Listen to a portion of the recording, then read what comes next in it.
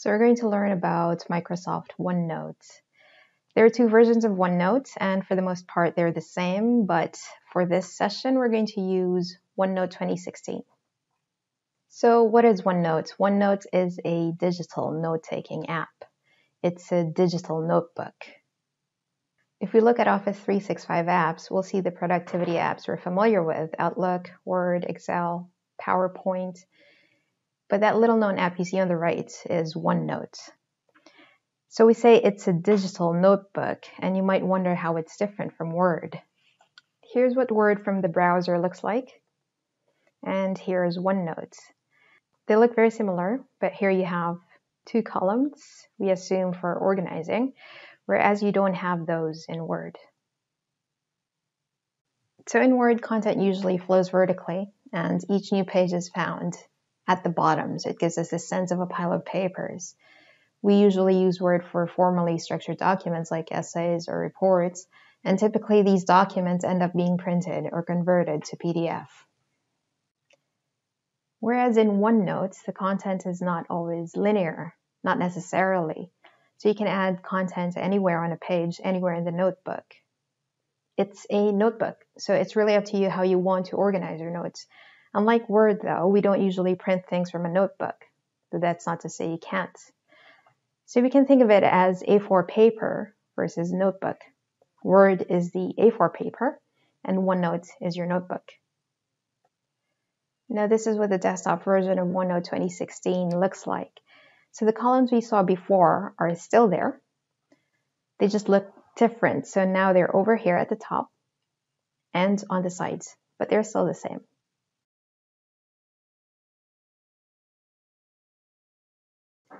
So why do we use OneNote? I'm going to read a snippet from an article that I think answers this perfectly. With OneNote, you are in control. If you want to scribble and doodle with digital ink, you can. If you want to keep a private notebook, you can. If you want to share a notebook with the world, you can. If you want to record an audio comment for one of your students, you can. If you want to handwrite a complicated mathematical equation, compose music, or sketch your latest invention with digital ink, you can do that too. If you want to embed an online video for a flipped learning lesson, go ahead. If you want to individualize instruction using Microsoft Forms and set up an auto-graded quiz as a check for understanding, you can. If you want to embed multimedia content like YouTube videos, do it. If you want to have your notes read back to your students using the new OneNote learning tools, you can. Click on this link if you'd like to read the rest of the article.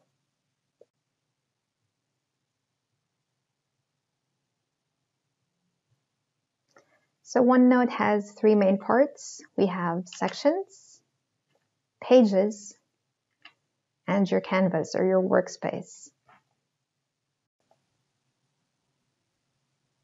Again, that's sections, pages, and canvas. And within the canvas, we have different elements. So if we look at an actual notebook or a binder, you'll still have those same parts. So you have sections. Within those sections, you have pages. Each page is a canvas with the different elements inside it.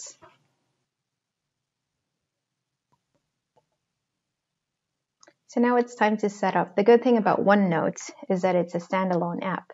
You don't need a Microsoft license to be able to use it, and best of all, it's free. It's free forever. So to set up, just download and install. You can click on this link right here. I would also recommend signing up for a free Microsoft account to get OneDrive. OneDrive will allow us to share our OneNote. So once installed, create a new notebook and sign in with your Microsoft account.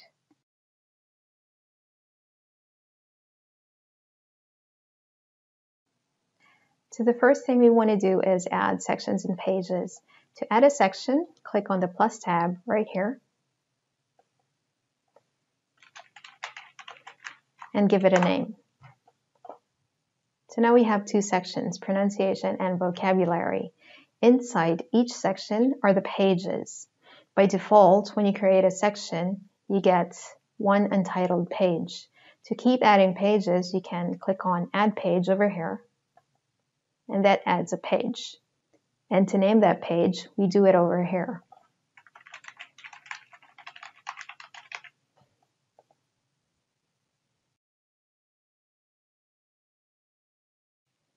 So the quickest way to add content is to click anywhere and start typing.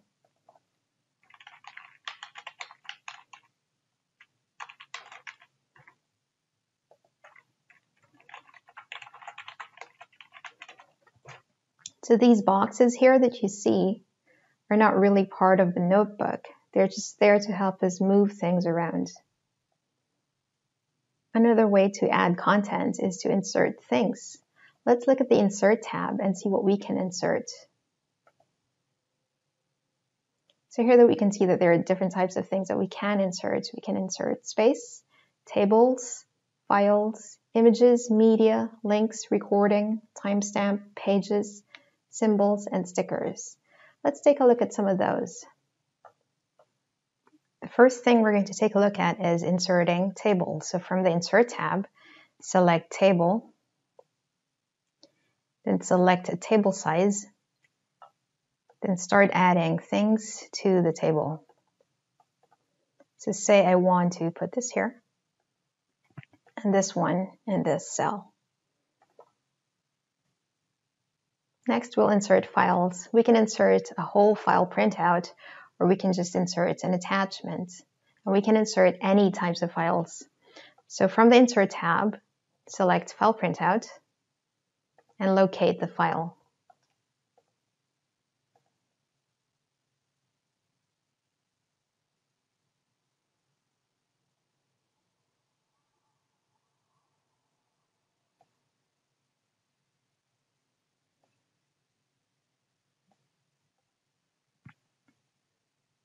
Or if we want to just insert a file attachment, select File Attachments, locate the file, and select Attach File. Next, we have Insert Images. So we can insert screen clippings, we can insert pictures from our computer, or we can insert online pictures as well. Let's take a look at the first one, which is screen clipping. So from the Insert tab, select Screen Clipping, and select the area you want to capture.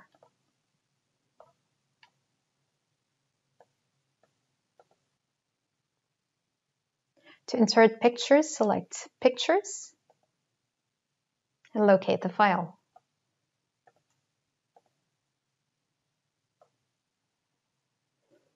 Or to insert online pictures, select Online Pictures, and select the image you'd like to insert. Now to insert a link, simply select Link from the Insert tab, and paste the link you'd like to insert.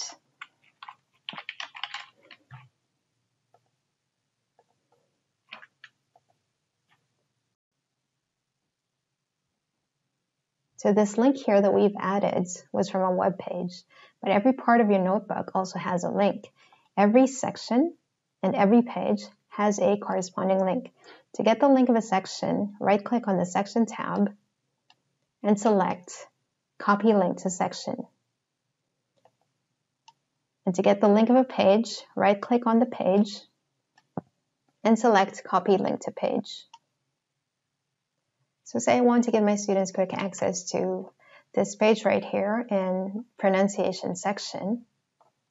So what I'll do, of course, is go to that page and right-click on the page and select Copy Link to Page. Then I'll go back to where I'd like to insert the link. From the Insert tab, select Link, and paste.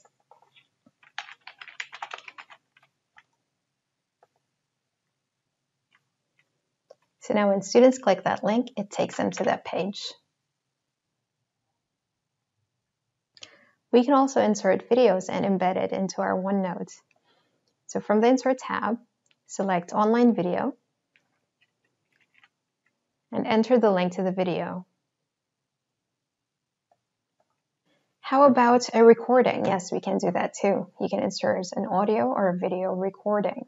So from the Insert tab, select Record Audio or Record Video. And as soon as you click on any one of those, it starts recording. To stop the recording, click Stop. To play it back, click Play. To stop the recording, click Stop. Apart from inserting files in different media, we can also add drawings. So to do that, let's go to the Draw tab and start drawing.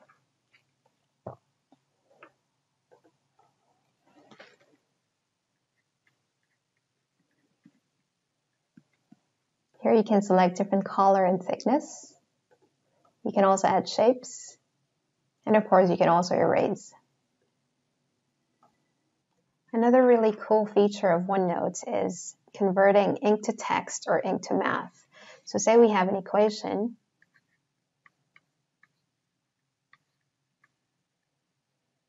With the lasso tool, we'll select that and click on Ink to Math. OneNote also lets us add tags so we can organize and highlight important information in our notebook. To do that, let's go to the Home tab and select the type of tag you'd like to add.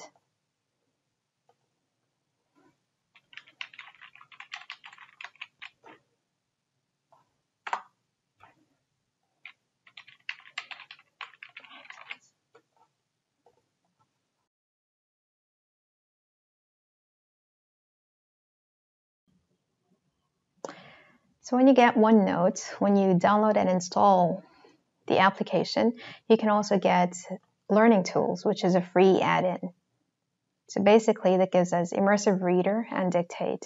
Immersive Reader will read text out loud, and it's great for supporting students with different abilities. Here's an example.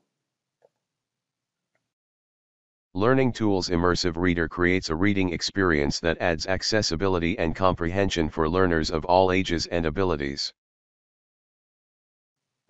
The new version of Immersive Reader also gives us even more features.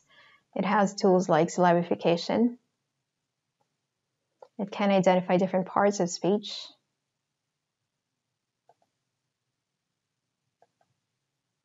It has line focus. It narrows the focus, which makes reading a lot easier. And it also has Translate. Here's an example. Una experiencia de lectura que añade accesibilidad y comprensión para estudiantes de todas las edades. And as you would expect, the Dictate tool takes dictation. So you just click on it and start dictating. These learning tools are awesome.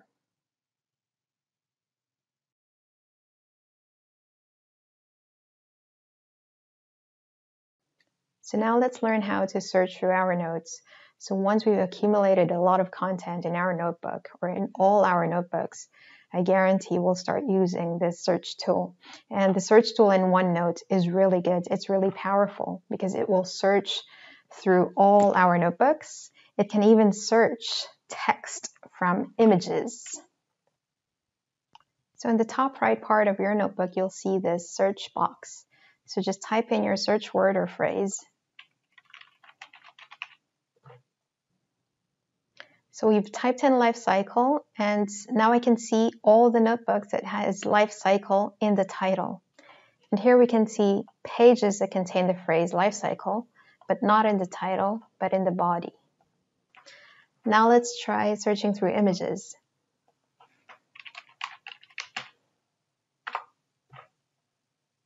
So as you can see, I typed in Ed Murray and it took me to this page. And this page only contains screen clippings, so it's able to read the text inside of an image.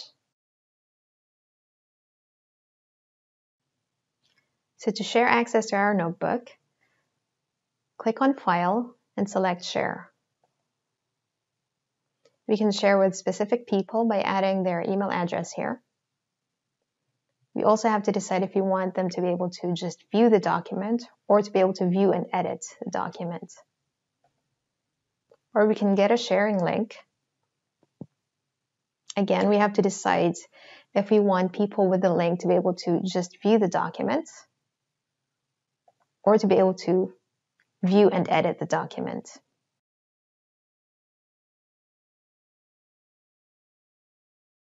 You might decide that there are parts of your notebook that you don't want to share, like sections, so you can password protect sections.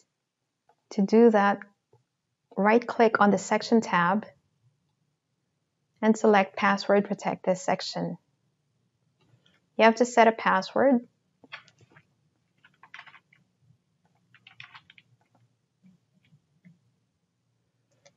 And now the section is password protected.